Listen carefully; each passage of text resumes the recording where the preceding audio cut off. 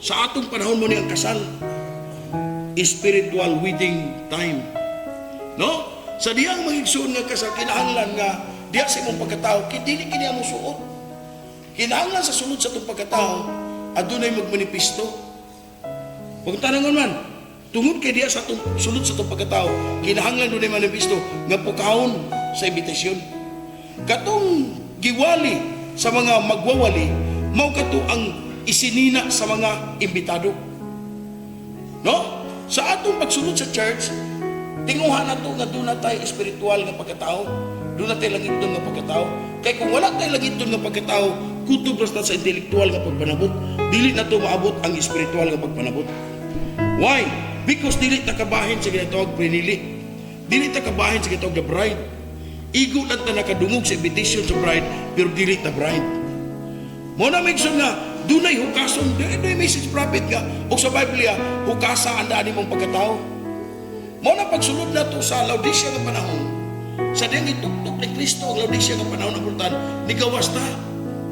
Pagawas na to gikan sa pultan sa Laodicea, kinaya sa Laodicea, kinahanglan come out to come in.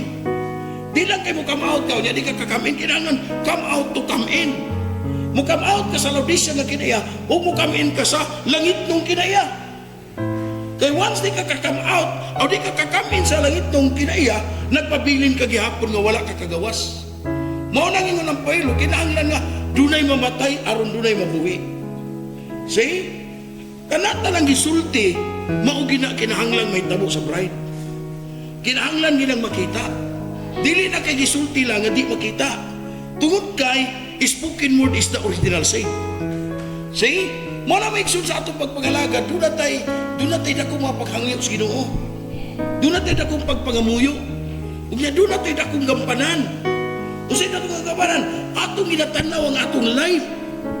Ginatanaw na ito, ibrisikan ang atong desisyon, ang atong panghunahuna, ang atong kalipay.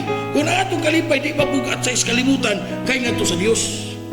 Kay once kung atong kalipay, mas bugat pa ang kalipay ito sa kalibutan, nagpasabot nga wala pa kita kasuot sa langit nung gahom o sa langit nung suot ibilang bride sa itong panahon.